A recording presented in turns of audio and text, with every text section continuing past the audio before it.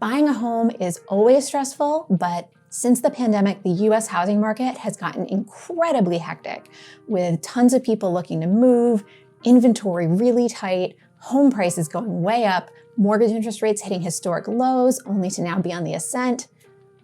Buying a home is a lot to deal with at the best of times, and these aren't the best of times. So today, we're going to talk about ways that you can handle your emotions during the home buying process. If feelings of frustration from your home search are boiling over, one person you might consider talking with is a financial therapist. Since this is a pretty new field, we decided to reach out to one ourselves. So today we're talking to Asia Evans, who is a licensed mental health counselor as well as a financial therapist. Not many people are familiar with financial therapy because it's pretty new in the scheme of things. Can you tell me a little bit about what makes financial therapy different from other forms of therapy and also different from seeing someone like a financial planner?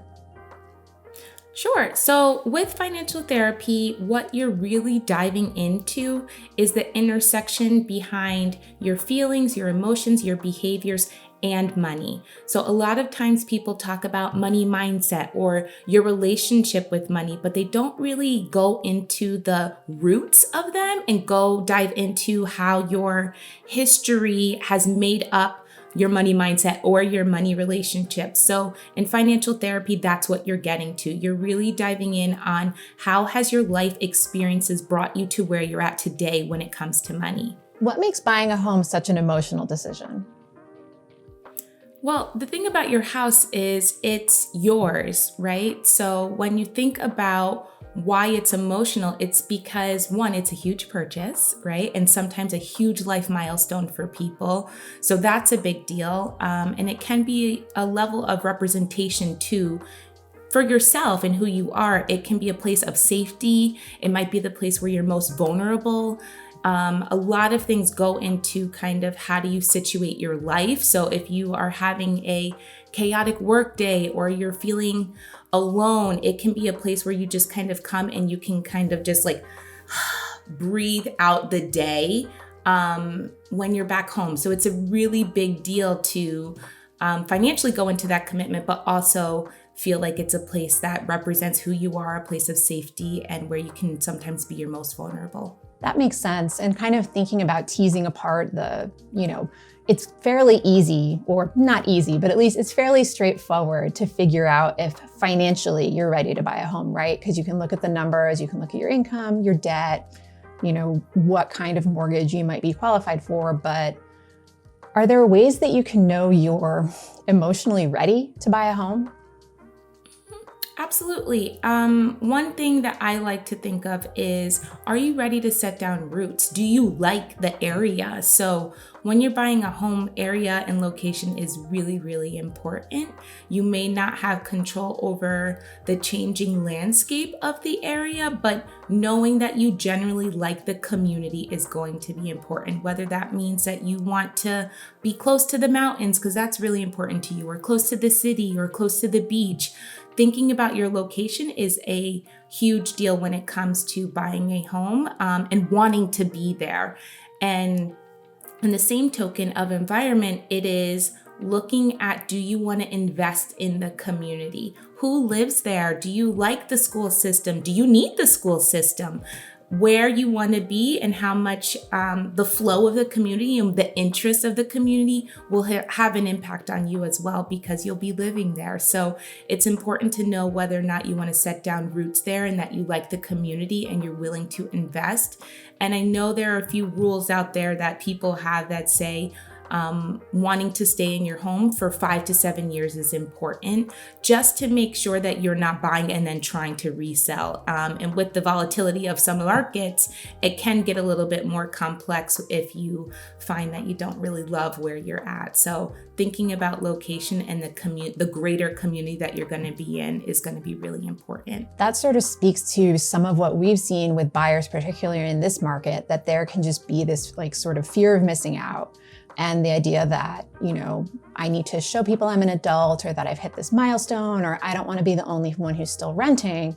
But it's a lot easier to break a lease if you change your mind than it is to sell a house. Totally. Totally. And that's really important, right? It is a commitment, and whether or not you're going to use a mortgage is a commitment, and it's a lot of money. So you want to actually own a house, not just, oh, well, society says that I'm 30, so I need to check off all these boxes. It should be, hey, I really like where this location is. I like the home itself, or I'm really excited about what renovations I might do to make it my own. All of those aspects are really important when you're deciding about your house, and you want to make sure that it is something that you yourself are connected to, not the messaging of other people. That totally makes sense. Something that made me think of, when people are looking, and initially you'll have this whole wish list of these are the things I want, whether it's, this is the school district I want, these are the number of bedrooms I want, even like this is the type of flooring or countertops I want, right? But at the same time, home prices are really expensive across the country, and affordability is really a challenge for a lot of people. So do you have any advice for folks who are looking to weigh their sort of, aspirations of home buying versus their reality of like what they can actually do? Yeah, absolutely. So I always say, like, when you realize what your budget is, whether you're getting a mortgage or not, don't start at the top of your budget. Look at what like the mid range of your budget. What can you get with that? So of course, make your wish list and your must haves, and that's important, and go into looking for homes mid range before you bump it all the way to the top of your budget. And then I would say, don't try on the dress. So there is, the show, like Say Yes to the Dress. Do not try on the dress. Do not go to a home that is well outside of your budget just to see. It is going to be so tempting to do that, but you will very quickly blow your budget because you fell in love with the home, because it's going to have everything that you want. So I would say try to start mid-range and just look at what's the area going to give you at that range in your budget. And as you realize, hey, you know what? I really need a attached garage, but the area doesn't have attached garages. That's going to be really important for you to recognize what the area has and what the area offers versus what you felt like were must-haves. Are you willing to sacrifice location because you need a attached garage? The answer might be yes, and the answer might be no, but that's something for you to really understand what the market looks like and where you're looking, and making sure that you don't fall in love with houses before you know that you can pay for it and feel comfortable paying for it, because there are going to be a lot of expenses that come up after you move in that can get really pricey, and you want to make sure you have space in your budget for that. Transitioning a little bit to thinking about managing your emotions as you're going through the home buying process, because there can be a lot going on and things can get really intense, especially in a hot market where you often have to make big decisions on a very short time frame, where sellers are asking for best and final offers within, 24 hours, 48 hours, something like that. So you're kind of going through that, being very rushed on something that feels like you should take your time with, and then to go through all of those steps and then not have your offer accepted can be really distressing for people. And for some folks, it just becomes really overwhelming. What kind of advice would you give for people who are just finding themselves in a state of home buying overwhelm? Yeah, so if you have been in the cycle for a bit and in the process and you find that it's not fun anymore and you are just stressed out, take a break. And when I say take a break, I'm not saying like, oh, let's just step away for a minute. I mean, you are on a home buying vacation. You are in radio silence. If you have somebody else who's able to manage it, literally step away and let them manage it for, and I will say, a couple of days, not just a couple of hours. So do not speak to anybody who is involved in buying your home. Do not talk about buying a home. You are on vacation. You are not thinking about buying a home right now as much as you can.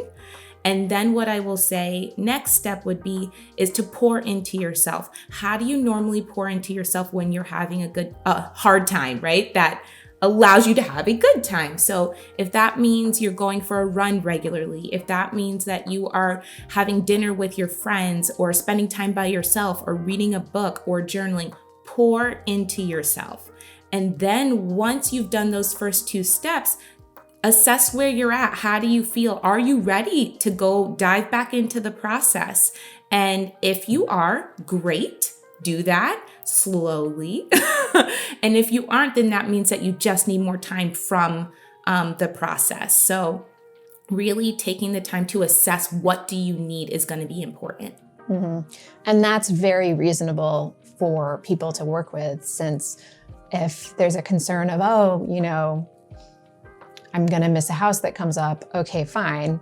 So you maybe miss one listing. But if you're thinking, I need to do as much as I can while this pre-approval is still good, you've got a few weeks on that pre-approval. You can take 2 days to put down the apps, unplug, and just do a little bit of a home buying cleanse.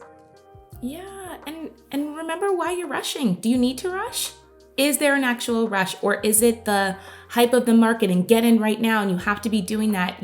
That can really sweep you up. So just being mindful about, why am I rushing? Do I need to rush? And if the answer is no, then let's take a step back and assess what you actually need and what's best for you. Because it really should be fun, and it should be a good time, at least up to the point where they're then digging through your finances, which can be very stressful. Right. But then, at least you're in underwriting, you're relatively close to the finish line, you've had an offer accepted. So, there is some consolation, even if it's not the exciting part that they show on TV. Right. Oh, so easy, right? On TV, the TV magic. If you're struggling with your emotions and stress and buying a home, a financial therapist can be a tremendous asset, helping to talk you through things, helping you understand why these things are popping up for you, and also being another person that you can lean on during this process. But if right now in this moment you're thinking, I do not have time to look for a licensed professional, I just want to calm down, one thing that you can do is try to ground yourself in the why. Why did you want to buy a home in the first place? Why are you hoping to become a homeowner? Maybe it's because you want a yard for your dog, or you are lucky enough to be able to work from home and you finally want an actual home office space. Whatever it is, think back to that rather than the open houses or the offers or whatever has been stressing you out lately. Try to focus on that happy reason why you wanted to become a homeowner in the first place, and know that eventually you are going to get there. My name is Kate Wood, and I write about mortgages and home buying for NerdWallet. If you've got questions about the home buying process, check out our site for all kinds of articles and resources to help you through every step of the way. And if you learned something today, like this video and subscribe to our channel.